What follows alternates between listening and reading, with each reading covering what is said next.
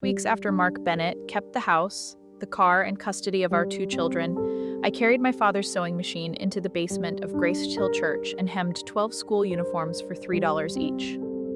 $36. That was all I made that morning. Not enough for rent, not enough for a used car, not enough to make a judge say, yes, this woman can give her children a stable home. But it was the first money I had earned in my own name after 12 years of being told I did not need one. 9 months later, that machine would sit on a folding table in front of a school committee while Mark watched from the back of the room. He had spent more than a year making every important document carry his name instead of mine: the mortgage, the savings, the insurance, the car title, emergency contact forms at school. Even the grocery credit card had quietly become his account. On paper, I looked like a woman who had contributed almost nothing. That was the wound I did not know how to explain. Because I had been there for every fever, every lunchbox, every parent-teacher meeting, every torn pair of school pants. I knew which sock bothered Noah's ankle. I knew Emily stopped talking when she was hurt, not when she was fine. I knew how to stretch one pack of chicken into 3 meals. But none of that had a signature line. None of that showed up in court. Mark understood documents. He understood how to move slowly. He never shouted when he wanted control. He said, it's easier if I handle the accounts, and the refinance works better with one borrower, and you focus on the kids, I'll take care of the rest. I believed him because that is what trust looks like before you realize it has been used against you. The day the papers came, he placed the envelope on the kitchen counter while I was rinsing rice for dinner.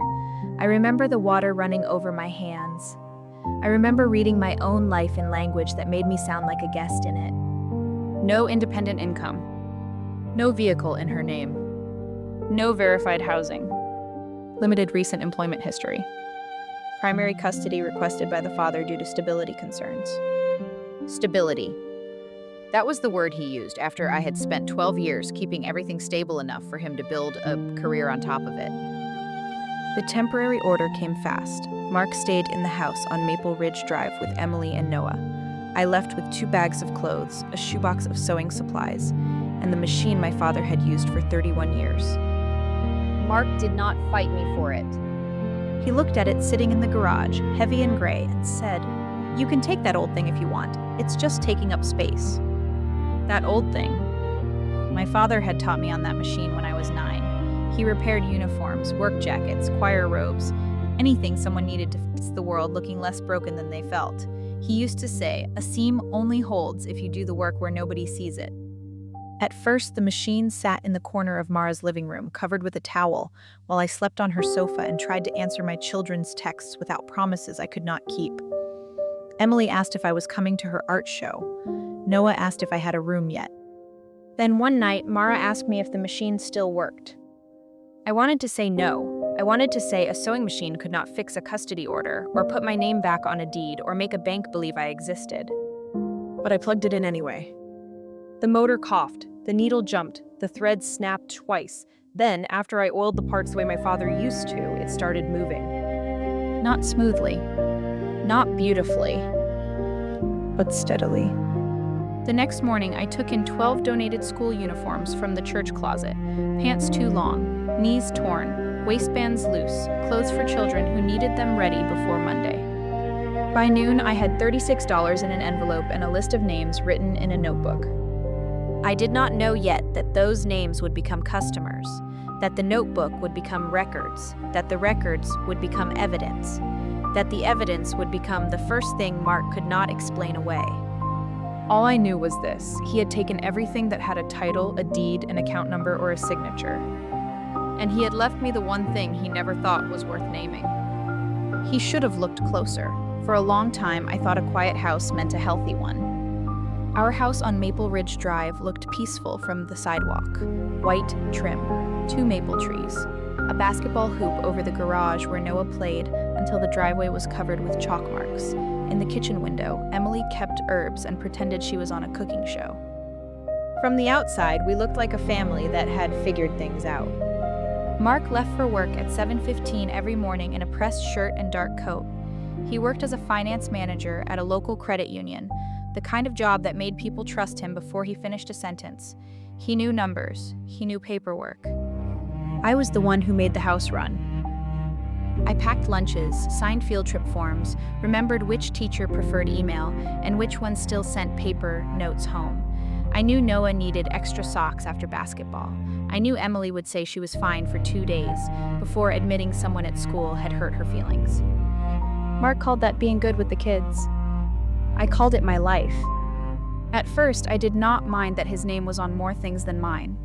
When Emily was born, childcare would have eaten most of my paycheck, and Mark said it made sense for me to stay home. "You focus on her," he said. "I'll handle the rest." That was how it started. Not with a threat, not with a locked door, just one reasonable sentence after another. When Noah came along, Mark suggested combining the accounts. Later, when the house was refinanced, he said the new rate worked better with one borrower. He put the papers on the kitchen counter while I was making spaghetti. "Just the last 2 pages," he said. "It saves us money." I signed where he pointed. I wish I could say I felt something wrong, but I didn't. I trusted my husband. I trusted the father of my children. I trusted the man who told everyone he could not do half of what he did without me. Except when it mattered, he rarely said my name. At dinner parties, I cooked for his coworkers. They complimented the food, and Mark smiled like we had done it together. "Threw together a little dinner," he would say. That word covered a lot. It covered the 6 hours I spent in the kitchen. It covered the dishes I washed after everyone left. It covered the table runners I hemmed for the church fundraiser. People thanked Mark for being generous with our time. He accepted it easily. My father would have noticed that. Frank Miller had been a tailor most of his life, mostly uniforms and work jackets, clothes people needed to face the world with dignity. In his shop, he taught me to check the inside of a seam before admiring the outside. "A seam only holds if you do the work where nobody sees it," he used to say. After he died, I kept his old sewing machine in our garage. It was heavy, gray, and scratched along the side where his wedding ring had tapped the metal for 30 years. Mark never yelled about it. He just sighed whenever he had to walk around it. "You know we could use that space," he said once. Another time, he called it sentimental clutter. I should have heard the warning in that. Mark respected things with titles, values, account numbers, signatures. A machine that carried only memory meant nothing to him. Still, life kept moving. There were dentist appointments, school concerts, grocery lists, and nights when Mark came home late and said he had already eaten. There were envelopes he opened in his office and passwords changed because, according to him, the bank required updates. There were forms from school he filled out before I saw them because he said he was saving me time. Small things. So small, I stepped over them. Near the end, he started taking the kids to school more often. He said it helped me rest. He attended parent meetings alone if I had errands. He told me not to worry about the insurance renewal, the credit card replacement, the mortgage folder, the online banking notice. I took care of it, he said. And I believed that meant we were safe. I did not know he was building a version of our family where he looked like the stable one, and I looked like a woman who helped around the house. I did not know my name was disappearing one document at a time. I only knew that every night I set 4 plates on the table. And for a while, I thought that meant I belonged there. The first week on Mara's sofa, I kept waiting for one clear explanation. I thought there had to be a mistake somewhere, a missing form, a misunderstanding, a clerk who had typed the wrong thing, because the alternative was too hard to hold. The alternative was that my husband had known exactly what he was doing. Mara gave me the living room without making a speech. She worked mornings at the library and left coffee before she went. My father's sewing machines sat near the front window under an old bath towel, too heavy to move again and too familiar to ignore. I slept 3 feet away from it. Some nights I heard my phone buzz and stared at the ceiling until it stopped. Emily texted first. "Are you coming to my art show?" Then Noah. "Dad says you don't have a room yet." I typed answers and deleted them. I could not promise a room. I could not promise a date. I could not promise I would be at the next hearing with anything better than the empty hands Mark had described in court. On the 4th morning, I called the bank to ask about the savings account. I wanted to know if there was enough left for a deposit. The woman on the phone was polite. That almost made it worse. She said I was not listed on that account. It had been our joint savings. Birthday checks went there. Tax refunds went there. Emergency money went there. She asked if I had another account number. I did not. Then I remembered a night almost a year earlier. Mark had come home with a folder and said the bank was moving accounts to a new system. He needed my signature on 2 pages. I had been helping Noah glue cardboard planets to a science project. I signed between Mars and Jupiter. That memory did not feel small anymore. 2 days later, I tried to get added to Mara's car insurance so I could borrow her car. The agent asked for my policy history. When I called our old insurer, they told me I had been removed months before. Removed. That was the word.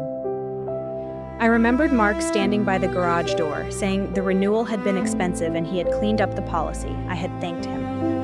The third piece came from the school office. I went in to make sure the teachers had my number.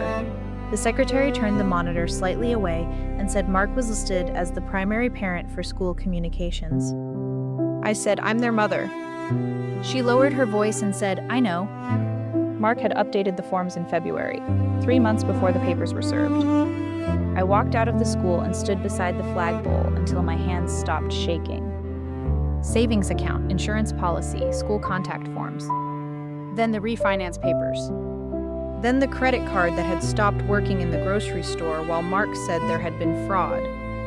Then the way he started taking the kids to school more often, saying I needed rest. None of it had looked cruel when it happened. That was the part that scared me most. Each piece had worn the costume of convenience. Each one had sounded like care. By the end of that week, I had a notebook open on Mara's coffee table. On the left side, I wrote dates. On the right side, I wrote what changed. I did not write feelings. If I started writing feelings, I would not stop. Mara sat across from me and said, "Laura, this is a pattern." I wanted to argue. I wanted to protect the version of myself who had trusted him. But the list was sitting between us, and the list did not care what I wanted. That night, I pulled the towel off my father's sewing machine. Dust sat along the wheel. A strip of blue thread was still caught near the needle. Mara asked if it worked. "I don't know," I said. But I was afraid it would. If the machine started, then I would have to start too. The motor coughed when I plugged it in. The needle jumped, the thread snapped twice.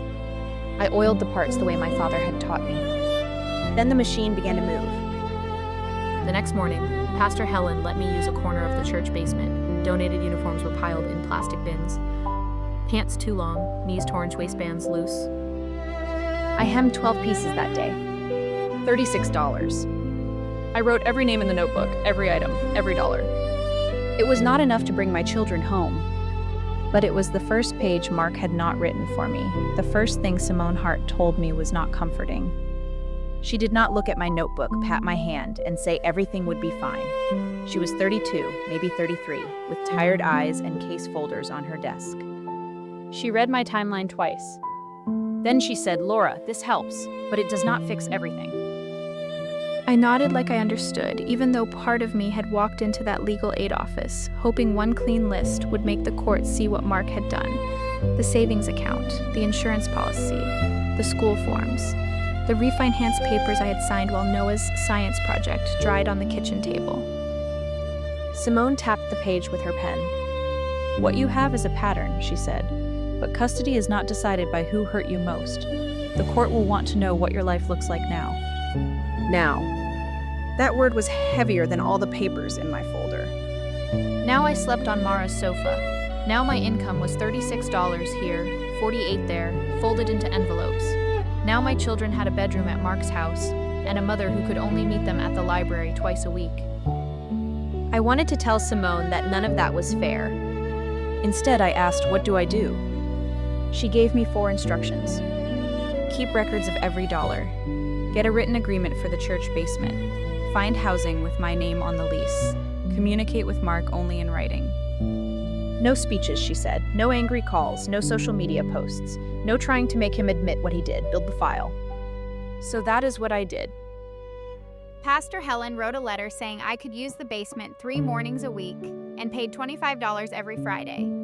Ruth Ann, a retired bookkeeper, gave me a receipt book and taught me how to separate money for supplies, rent, and taxes. If someone calls this a hobby, Ruth Ann said, make the paperwork disagree. By the 6th week, I was repairing uniforms for parents I barely knew.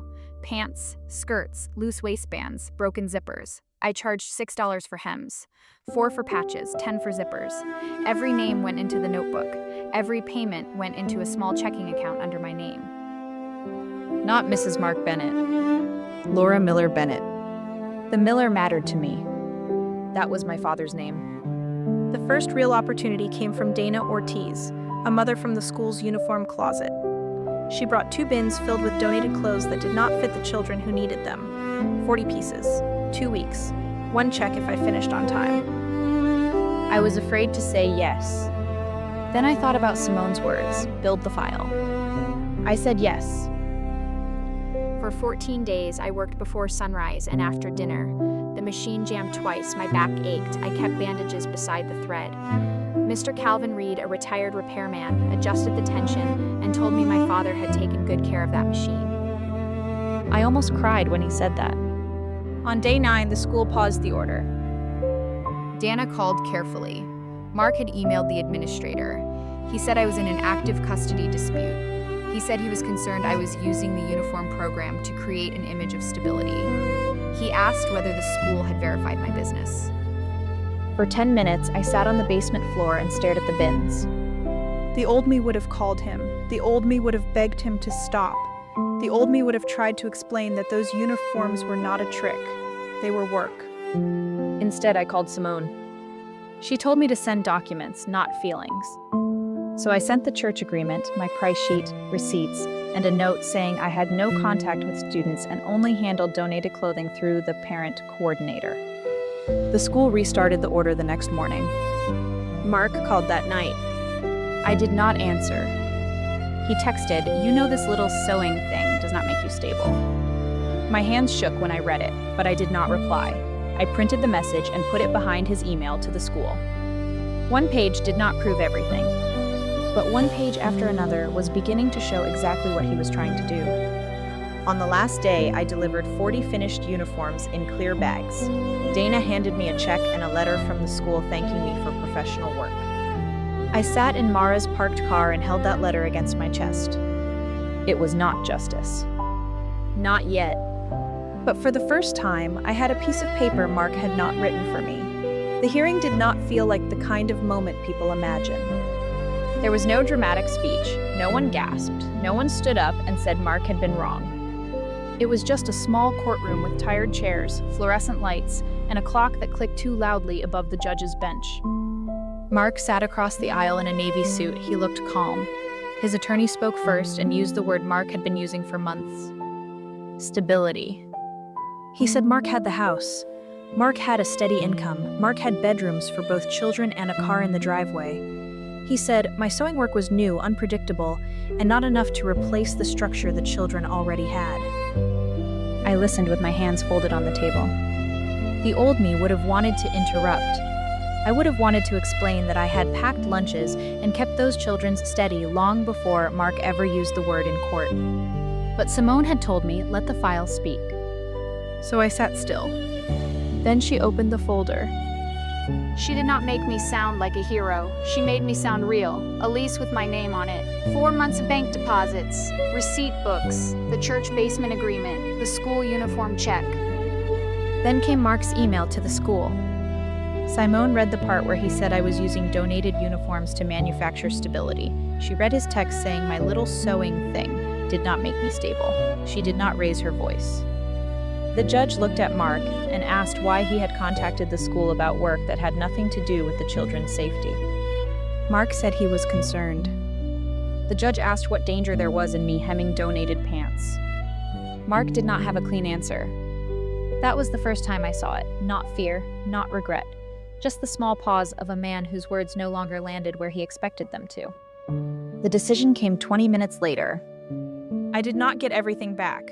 The judge did not hand me full custody and send Mark out ashamed. That is not how court worked that day. But the order changed. I was granted alternating weekends overnight, 2 weekday dinners, and direct access to school records. Communication had to go through a parenting app. Mark was instructed not to contact anyone connected to my work unless it directly involved the children. There would be another review in 90 days. 90 days. It sounded small to anyone who had not been counting hours with their children. To me, it sounded like a door opening far enough for light to come through. The first weekend, Emily and Noah stayed at my apartment. I cleaned for 2 days. The place was still too small. The mattresses did not match. The kitchen table folded down from the wall, and the curtains were made from discount fabric.